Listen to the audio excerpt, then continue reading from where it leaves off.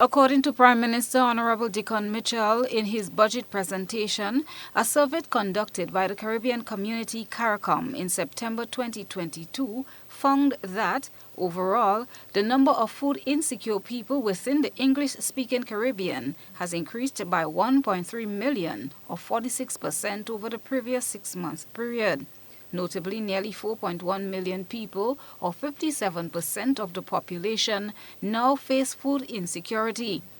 To combat this worrying reality, he said government will seek to prioritize agriculture, agro-processing, and the marine economy, noting that the allocation of 54.3 million is the largest in the past 10 years.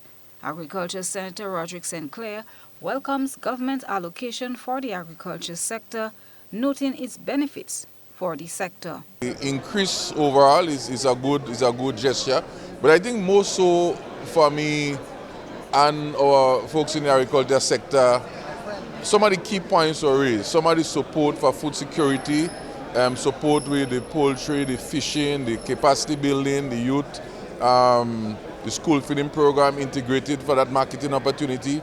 But that's agriculture, but there are some other important areas that would benefit the agriculture sector. For example, we speak about increasing export earning. That was a very important part. There are some other areas speaking about the feeder roads and farm roads. That I thought was also critical. While this is so, he however notes the areas mentioned that require a closer look. Some other key things that we have to not lose sight of that didn't come out. When we speak about the cross-border trade, the issue of pest and disease and so on, that is a big issue. So we need to see some increased allocation in how do we address that. There's another important aspect that came out here that we must not lose sight of.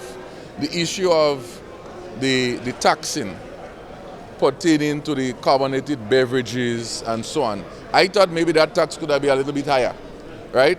Because that would also stimulate our local entrepreneurs or local agro-processors to be able to provide more beverages for our school feeding program. So there are some little minor details that the average eyes may not pick up that I have seen there that we need to look at. The spice replanting project, which was introduced about 2 months ago, first in the parish of St. David, is one of 2 key areas St. Clair says he did not hear anything about from the finance minister during his presentation. I'm noticeably absent. I was hoping to hear the spice project, which I think was a major announcement in the campaign. I didn't hear anything about that. I guess maybe during the details of the debate that may come out, but that was a major pronouncement.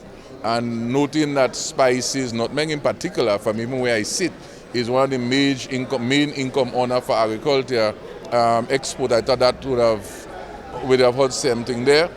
I think also marijuana. You have a big committee for marijuana, and I was looking forward to hear some pronouncement there at that level. What he is pleased about is that some of the key inputs during the pre-budgetary consultation were reflected in the Prime Minister's delivery. Christina John, GBN News.